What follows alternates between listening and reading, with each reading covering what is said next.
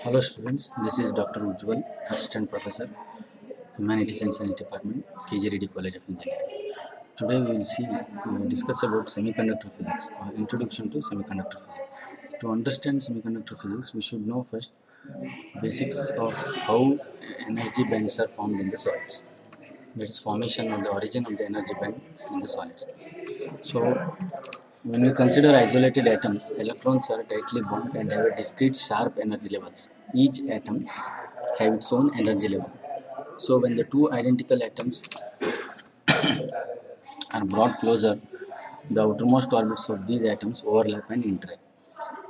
If more atoms are brought together, more levels, each individual atoms contribute and more levels are formed. And for solids of n atoms, for example, each of the energy levels of the atoms splits into n levels of energy. Levels are so close because they are overlapping with one another, so levels will be obviously very close and they form almost continuous band. The width of this band depends on the degree of overlap of electrons of adjacent atoms and is largest for outermost atomic electrons. So based on this energy band which are formed after overlapping of each energy levels, so these energy bands are formed based on these distance of these energy bands. Usually solids are classified into three types. This is classification of solids into conductors, semiconductors and insulators. On the basis of magnitude, as we have discussed already, on the basis of magnitude of the forbidden band or the energy gap, solids are classified into insulators, semiconductors and conductors. In case of insulator, forbidden energy band which is very wide.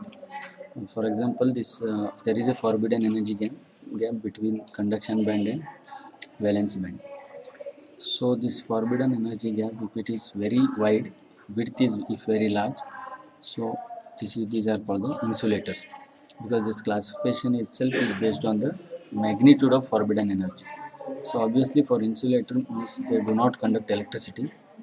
For them, forbidden energy band will be very wide. So next we will see the diagram, this comparative diagram of insulator, conductor and semiconductor. So due to this fact, the electrons cannot jump from valence band to conduction band because it requires some energy to jump from valence band to conduction band across the forbidden energy gap. So since forbidden energy gap is very wide, so electron cannot jump into the conduction band. So there is no free charge carriers to conduct electricity. That's why it's called insulator. Now coming to semiconductors. Semiconductors forbidden energy band or the gap is very small. So next slide we will see the comparative figure. So here very small, so small amount of energy, maybe thermal or um, photon light energy is enough to make electron jump from valence band to conduction band. So germanium and silicon are the best example of semiconductors. Here in semiconductor, forbidden energy gap or the band is of the order of 0.7 electron volt or 1.1 electron volt. So this is basic introduction of semiconductors. Then coming to conductors, in this case there is no forbidden gap. Means valence band and conduction band overlap each other. So forbidden energy gap is absent in the conductors. Conductors, for example, aluminum, copper, where free electrons are available for the conduction of electricity. So conductivity of semiconductor, we can say that is intermediate range or in between conductors and insulators, because insulator forbidden energy gap is very high. In conductors there is no forbidden energy gap. In semiconductor, forbidden energy gap is in between, intermediate. So this figure shows the comparative width forbidden energy gap of insulators, semiconductors and conductors. So as we can see in insulator, this forbidden energy gap that is shown in red color is very wide. So in case of semiconductors, so in case of conductors, there is no red color, you cannot see here because there is no forbidden energy gap. So valence band and conduction band or almost overlap. So in case of semiconductors, you can see a small red color band that is called forbidden energy gap. So these are the comparative figures or the forbidden gap width for three types of solids: insulators, semiconductors, and conductors. Students, now we will look at one activity. Just think and tell me this answer. At or close to absolute zero semiconductor behave as what? At or close to absolute zero temperature, semiconductors behaves as dash. Just based on discussion above, uh, just try to think over this and please give the answer. At absolute zero temperature, how semiconductor would behave?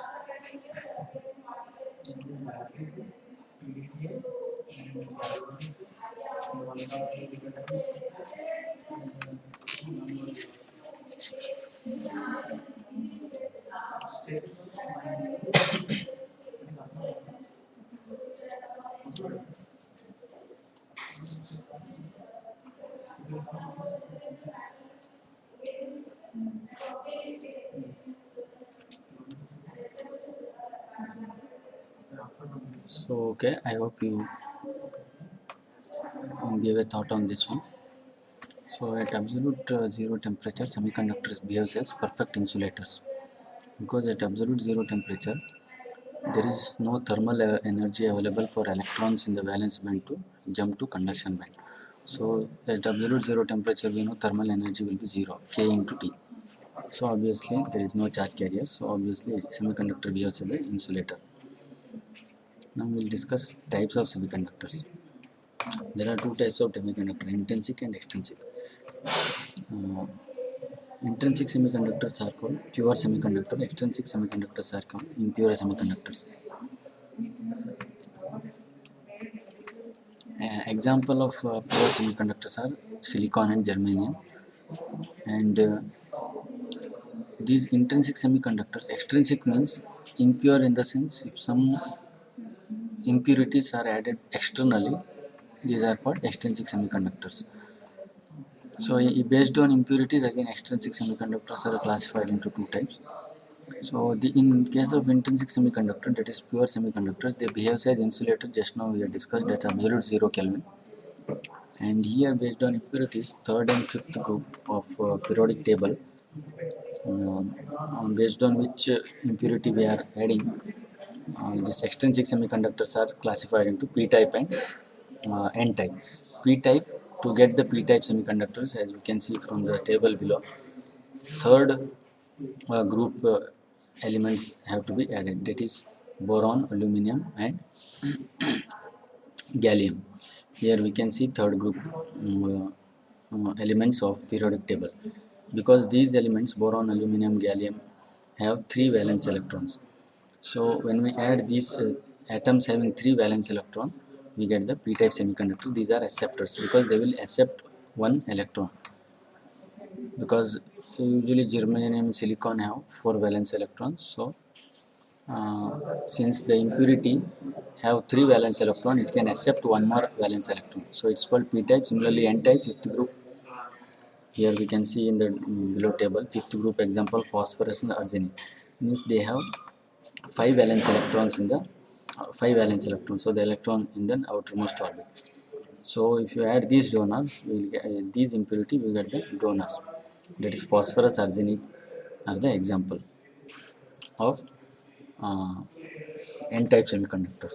So P-type semiconductors, since it accepts the electron, because it has only 3 valence electron, these are called the acceptors. Since in 5 N-type semiconductors we have the pentavalent impurities, this third group are called trivalent and fifth group are called pentavalent.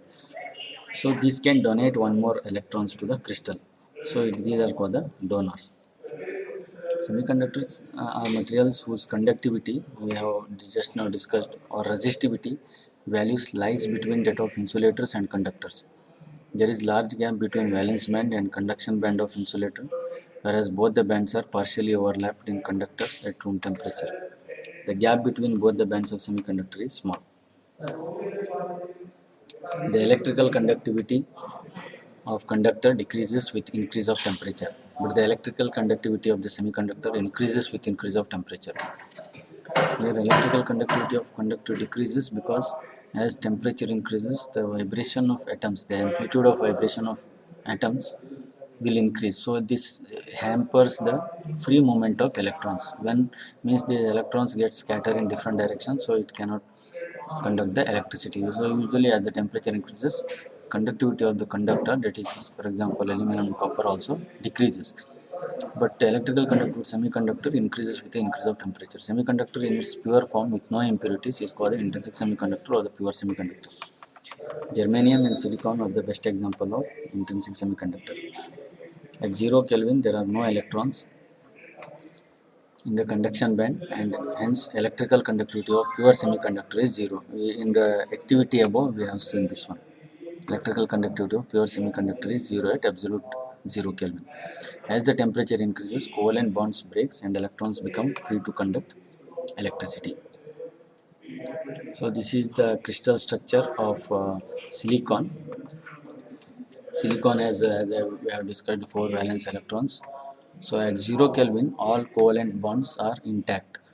These two silicon atoms are held together by the covalent bond. For covalent bonding, outermost electrons are participating. So this atom contributes 1 electron. This neighboring atom contributes 1 more electron. So these two electrons are the common. So it's called covalent bonding. So at 0 Kelvin, all covalent bondings are intact. The conduction band is empty and valence band and valence electrons occupy all the levels. EF is the Fermi energy level, which is situated exactly amid half the distance between conduction band and valence band. As the covalent bonds are broken, electrons move to the conduction band, leaving behind the holes. The vacant site are called the holes in valence band. Therefore, the number of electrons in the conduction band of semiconductor is equal to the number of holes in the valence band. Similarly, as the temperature increases, covalent bonds begins to break because of thermal energy. So here we can see as T is more than 0 Kelvin, covalent bond begins to break because of thermal energy. So this covalent bond, for example here, it broke and one electron escapes out. This electron becomes free electron because it is coming out of covalent bond. So it is broken covalent bond.